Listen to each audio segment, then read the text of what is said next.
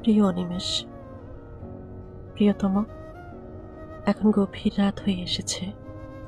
কি লিখব, কি লেখা উচিত জানি না। চারদিক নিস্তব্ধ, এই যেন নিঃশব্দতার এক শিল্পময় অধ্যায়। জানালার ওপারে হিমেল হাওয়া মাঝে মাঝে পর্দা সরিয়ে দিয়ে যেন তোমার উপস্থিতির আভাস দিয়ে যায়। ঘড়ির কাঁটার ধীর টিকটিক শব্দের ফাঁকে আমার বুকের গভীরে তুমি চলে উঠেছ এক নীরব আলো হয়ে।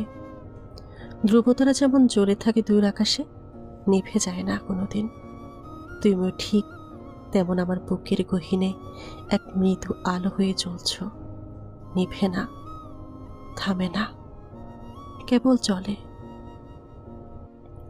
তোমার কণ্ঠস্বর এখন আমার কানে রূপকথার মতো বাজে, যেন বহু দূরের কোনো গ্রামোফোনে বাজছে পুরনো প্রেমের অশ্রুসিক্ত গান।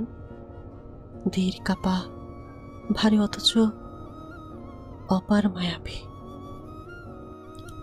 তোমার চোখের দিকে তাকালেই যে শান্তির আভা খুঁজে পাই, তা কোনো ভাষায় ধরা যায় না, কোনো শব্দে রূপায়িত হয় না।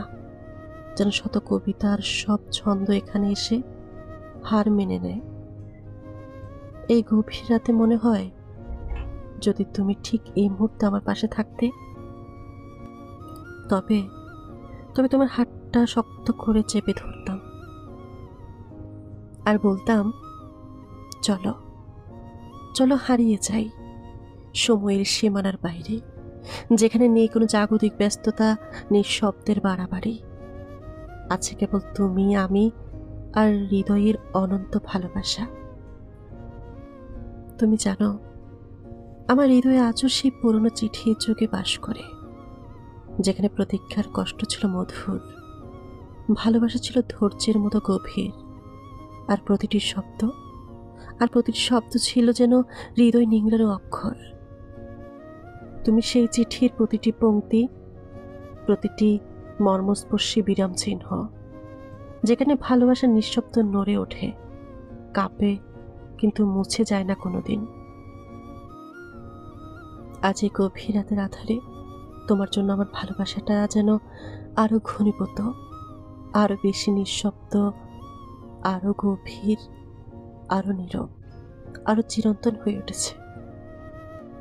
আচ্ছা, তোমার প্রতিটি নিঃশ্বাসে, প্রতিটি হৃদস্পন্দনে আমাকে রাখবে।